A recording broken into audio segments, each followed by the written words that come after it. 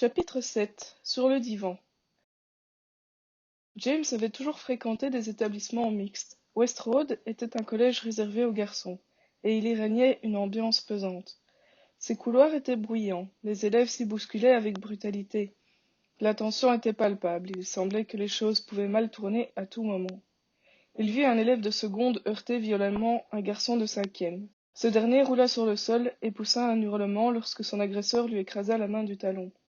James était désorienté car le plan qu'on lui avait remis était incompréhensible, quel que soit le sens dans lequel il le consultait. Jolie cravate, fillette, dit quelqu'un dans la foule.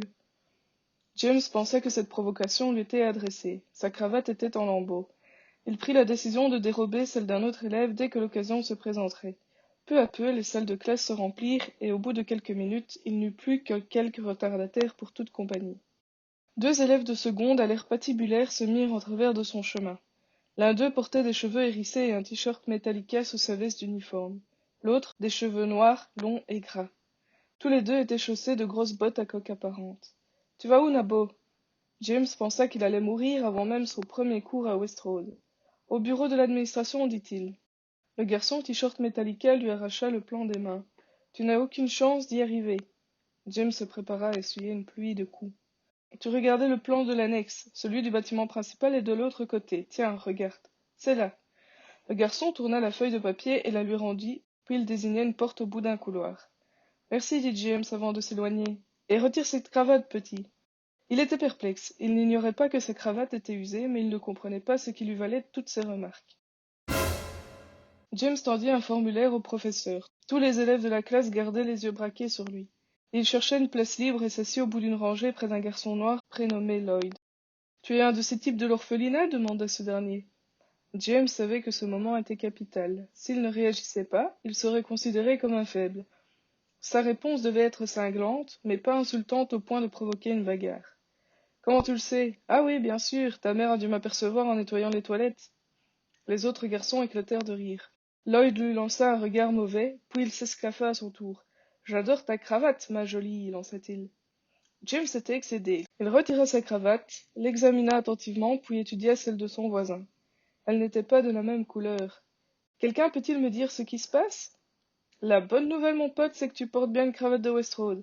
La mauvaise, c'est que c'est celle du collège des filles. » James se tordit de rire. Finalement, les autres élèves avaient l'air sympas. Mais il était furieux du tour que Kyle lui avait joué. James quitta le collège à midi pour rejoindre le centre Nebraska. Le bureau de la psy était situé au deuxième étage. Jennifer Mitchum était une petite brune d'une quarantaine d'années, maigre à faire peur, à peine plus grande que lui. Son accent était terriblement snob. « Préfères-tu le fauteuil ou le sofa ?» Il avait vu de nombreuses scènes de psy à la télévision. Il pensait devoir s'allonger pour que le tableau soit complet. « Très confortable, dit-il en s'installant sur la banquette. Je crois que je vais m'endormir. » Jennifer ferma les persiennes pour plonger le bureau dans la pénombre. Puis elle s'assit dans son dos dans un fauteuil de cuir. « Je veux que tu me parles à cœur ouvert, James. Tout ce que tu diras restera entre nous. Essaye de ne pas trop chercher tes mots, laisse-toi aller et souviens-toi que je suis là pour t'aider. » Entendu. Tu as dit que tu allais t'endormir. As-tu trouvé le sommeil la nuit dernière? Pas longtemps, j'avais trop de trucs en tête. Tu veux m'en parler? Je me demande si ma petite sœur va bien. Dans ton dossier, il est noté que tu as des doutes sur les capacités de Ron à s'occuper de Lorraine. C'est un débile mental, il ne pourrait même pas élever un hamster. Je ne comprends pas pourquoi il a insisté pour obtenir sa garde. Sans doute aime-t-il sincèrement Lorraine, peut-être que la mort de ta mère a fait ressurgir ce sentiment. James ricana. N'importe quoi, on voit bien que vous ne le connaissez pas. Il est important que tu voies ta sœur régulièrement, ça vous aidera tous les deux à franchir ce cap difficile. Il refusera. Je lui parlerai, nous essayerons d'établir un programme de visite, tous les samedis, ça t'irait? Vous pouvez toujours essayer, mais Ron me hait de tout son cœur, je crois que vous perdez votre temps. Parle-moi de ta mère, James. Il haussa les épaules. Elle est partie, je ne peux rien y faire. Je regrette de lui avoir rendu la vie difficile. Que veux-tu dire? Je m'attire toujours des ennuis, des bagarres, ce genre de trucs. Pourquoi fais-tu ça? James réfléchit longuement. Je ne sais pas, je ne le fais pas exprès. Je pense que je suis mauvais, tout simplement. Tu as dit que tu t'inquiétais pour ta sœur. Une personne mauvaise ne penserait-elle pas d'abord à elle-même? J'aime beaucoup Lorraine, je peux vous raconter quelque chose que je n'ai jamais dit à personne? Bien sûr, James. L'année dernière, à l'école, je me suis embrouillé avec l'institutrice. J'ai quitté la salle de classe et je me suis réfugié dans les toilettes. Un garçon plus jeune que moi se trouvait là, je l'ai frappé. Je me suis défoulée sur lui sans aucune raison. Sur le moment, avais-tu conscience des germelles? Évidemment. Alors, pourquoi as-tu continué? Parce que... James cherchait vainement une explication. Pendant que tu frappais ce garçon, qu'est-ce que tu ressentais? C'était le pied, il pleurait, il appelait sa mère et je me sentais hyper puissant. Il dévisagea Jennifer, persuadé qu'elle serait révoltée par ses propos, mais elle ne trahit aucune émotion. Selon toi, pourquoi en as-tu retiré autant de plaisir? Je ne suis pas très nette, je crois. À la moindre contrariété, je deviens incontrôlable. Essaie de décrire ce que tu ressentais à l'égard de ta victime. Je le possédais, il était complètement vulnérable. Je pouvais faire de lui ce que je voulais. Tu venais d'avoir un accrochage avec ton institutrice. Face à elle, c'est toi qui étais impuissant. Tu devais obéir. Dans les toilettes, tu as trouvé quelqu'un de plus faible que toi et tu as pu démontrer ton pouvoir. C'est ça qui t'a satisfait. On peut dire les choses comme ça. Ce sentiment de frustration est fréquent en ton âge. Tu passes ton temps à obéir et tu n'as pas ton mot à dire. Aller à l'école, te mettre au lit, faire tes devoirs, tu as le sentiment que tu ne contrôles pas ton existence.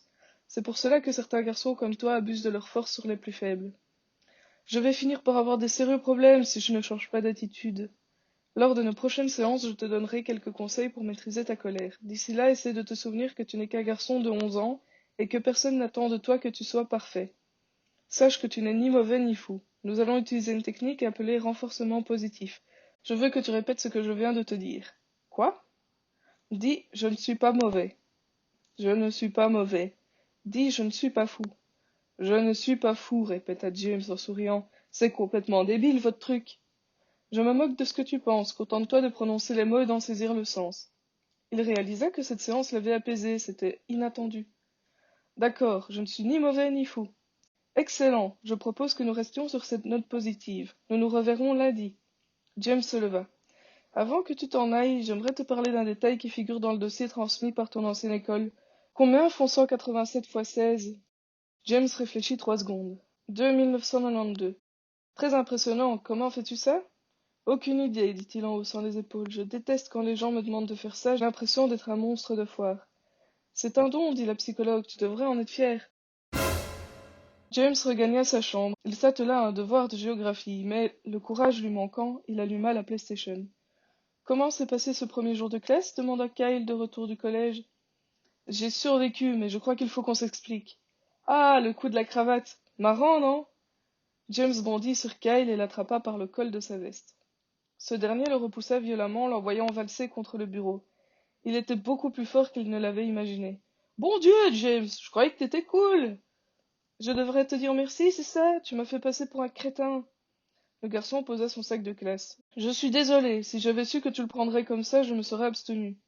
Kyle était le seul pensionnaire du centre Nebraska sur lequel James pouvait mettre un nom. Il n'avait pas vraiment envie de se fâcher avec lui. Reste en dehors de mon chemin, se contenta-t-il de lâcher. Il s'assit sur son lit, la mine boudeuse, tandis que Kyle travaillait à son bureau. Puis l'ennui le gagna et il décida d'aller faire un tour. Au détour d'un couloir, il revit le garçon en t-shirt Metallica qu'il avait rencontré au collège. Il était accompagné de 3 types antipathiques. Merci pour le coup de main tout à l'heure, dit-il. Le garçon l'étudia des pieds à la tête. Pas de quoi, mec. Je m'appelle Rob, eux c'est mes potes Vince, le gros Paul et le petit Paul. Moi c'est James. Il y eut un silence pesant. Tu as besoin d'autre chose, minable? Demanda le gros Paul, un garçon enrobé au crâne tordu et au regard vide. Non. Alors tu dégages. Sentant le rouge lui monter aux joues, il tourna les talons. Hé, James! S'exclama Rob. Tu veux faire le mur avec nous cette nuit? Et comment? Après le dîner, James regagna sa chambre pour ôter son uniforme. Kyle avait fini ses devoirs. Allongé sur son lit, il feuilleta un magazine spécialisé consacré au skateboard. On joue à la PlayStation? Demanda Kyle. Je suis désolé pour tout à l'heure, tu avais raison. C'était pas sympa de te faire ça pour ton premier jour de classe. Joue si tu veux, moi je sors. Avec qui? Rob et ses copains. Tu veux parler de Robert Vaughn, le type avec les cheveux hérissés et le look heavy metal? Ouais. Ne traîne pas avec eux, je suis sérieux, ce sont des malades, ils piquent des bagnoles, ils breakent des magasins et tout ça. Je ne vais pas rester assis à te regarder faire tes devoirs tous les soirs. Trouve-toi des potes, mec. James enfila ses baskets puis se dirigea vers la porte, car il semblait vexé. Je t'aurais prévenu, ne viens pas pleurnicher lorsque tu te seras attiré des ennuis. James était assis sur un mur de briques derrière la zone industrielle. Tous les membres de la bande étaient plus âgés que lui. Rob et le gros Paul avaient 15 ans, Vince 14. Ce dernier avait l'air d'une vraie teigne avec son regard dur, ses cheveux décolorés et son nez cassé. Son frère, le petit Paul, un petit brun au teint jaune, avait 12 ans. Rob lui tendit une cigarette. Il avoua qu'il ne fumait pas. Il regrettait de ne pas passer pour un mec cool à leurs yeux, mais il valait mieux être honnête que finir plié en deux sur le trottoir à cracher ses poumons. Je me fais chier, dit le petit Paul. On fait quoi? Ils gravirent une clôture et pénétrèrent dans un parking. Vince et Rob actionnèrent méthodiquement la poignée de la porte arrière de chaque voiture. Bingo! S'exclama ce dernier. Il examina le contenu du coffre et en sortit une trousse à outils. Il la posa sur le sol et fit glisser la fermeture éclair. Tu es prêt à foutre la merde, James? Demanda-t-il. Chacun des garçons de la bande s'arma d'un outil. James choisit un marteau. Il ignorait ce que ses camarades avaient en tête. Il était nerveux mais marchait en bande au milieu de la rue, marteau et clé anglaise à la main, avec quelque chose d'excitant. Quelques mètres devant eux, une femme changea de trottoir en courant. Vince s'arrêta devant une Mercedes flambant neuve. On y va! Hurla Rob. Sur ces mots, il abattit son marteau dans le pare-brise arrière de la voiture. Un signal d'alarme retentit. Les autres garçons se joignirent à lui. James hésita, puis s'attaqua à une vitre latérale, détruisit le rétroviseur et enfonça la portière.